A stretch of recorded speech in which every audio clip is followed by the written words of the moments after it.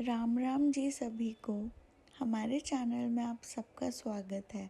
आपको हमारी ओर से गुरु पूर्णिमा की हार्दिक शुभकामनाएं। इतना शुभ दिन है तो चलिए कुछ मीठा बनाते हैं और साथ ही में एक कहानी सुनते हैं। एक बार एक गुरु शिष्य कहीं टहलते हुए जा रहे थे।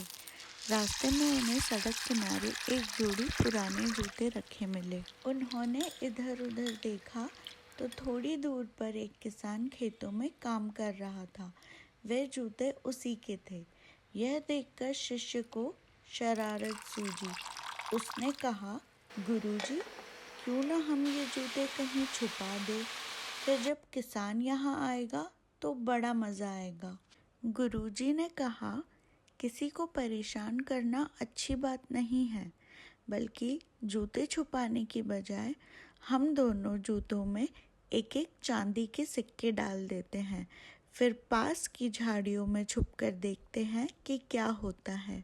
जूतों में सिक्के डालकर दोनों झाड़ियों में छिप गए।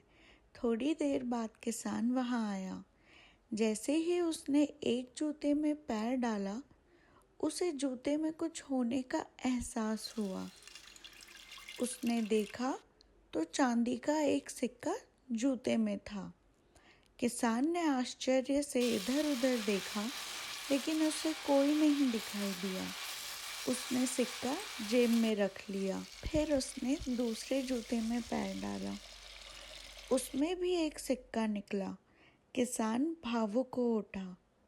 उसने दोनों हाथ ऊपर उठाकर ईश्वर से कहा, हे भगवान, आप बड़े दयालु हैं। आज मेरी बीमार पत्नी की दवा और बच्चों के खाने का इंतज़ाम आपने कर दिया। आज मेरा विश्वास और दृढ़ हो गया है कि आप सबका ख्याल रखते हैं। यह कह के अपने आंसू पोंछता हुआ किसान घर चला गया। यह नज़ारा देखकर गुरु ने अपने शिष्य से पूछा, अब बताओ, इसमें ज़्यादा आनंद आया या तुम्हारे जूते छिपाने में ज़्यादा मज़ा आता?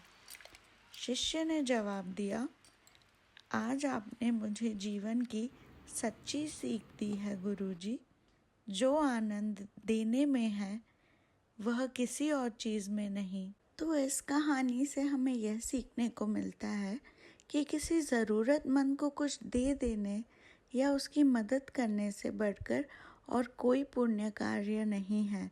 इसलिए हमें हमेशा ज़रूरतमंद लोगों की मदद करनी चाहिए। आशा करती हूँ आपको आज की कहानी अच्छी लगी होगी। तो आपसे विदा लेती हूँ और कल फिर मिलते हैं एक नई कहानी के साथ।